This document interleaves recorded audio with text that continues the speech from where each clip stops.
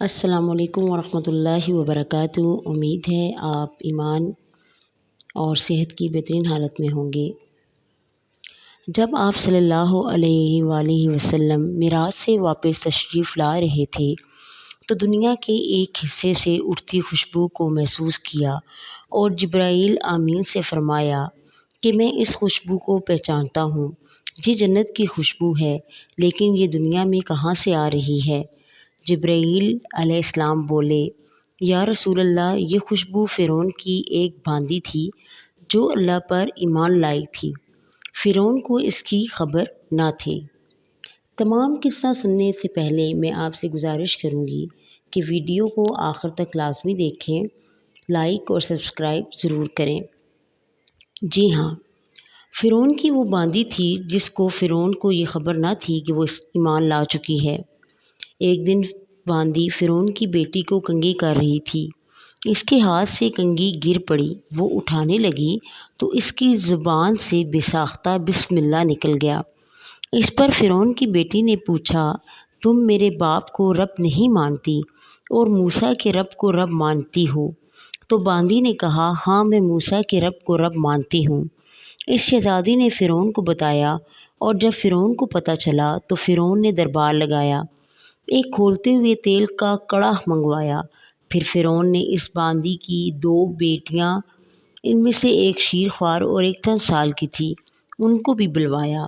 پھر باندی سے بولا کہ موسیٰ کے دین کو چھوڑ دو ورنہ میں تجھے اور تیری بیٹیوں کو جلا دوں گا۔ باندی نے کہا، میری جان بھی لے لے لیکن میں موسیٰ کے رب کو نہیں چھوڑتی۔ فرعون غضبناک ہوا اور پہلے بڑی بیٹی کو تیل میں ڈال دیا۔ پھر فرعون نے پوچھا، اب بھی موسیٰ کے رب کو مانتی ہو؟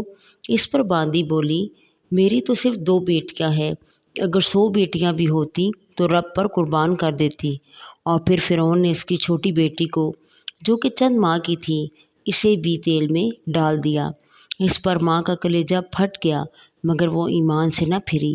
یہ منظر دیکھ کر رحمت الہی جوش میں آئی اور ماں کی آنکھوں سے پردہ ہٹا دیا۔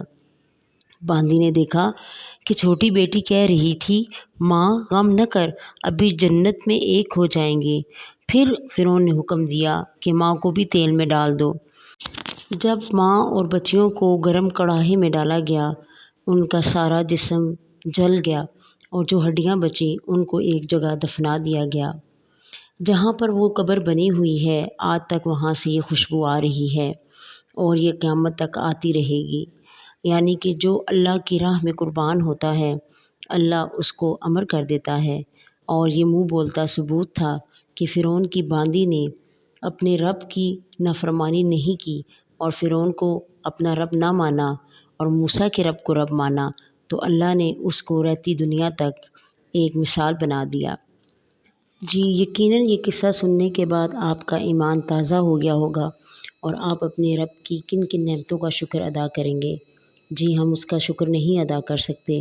پیارے بہن بھائیوں، آپ کسی اور انبیاء علیہ السلام کا قصہ سننا چاہتے ہیں تو کمنٹ باکس میں ضرور لکھیں تاکہ میں آپ کی پسند کے مطابق ویڈیو بناؤں اور آپ اس سے مستفید ہوں۔ بہت شکریہ۔ اللہ حافظ۔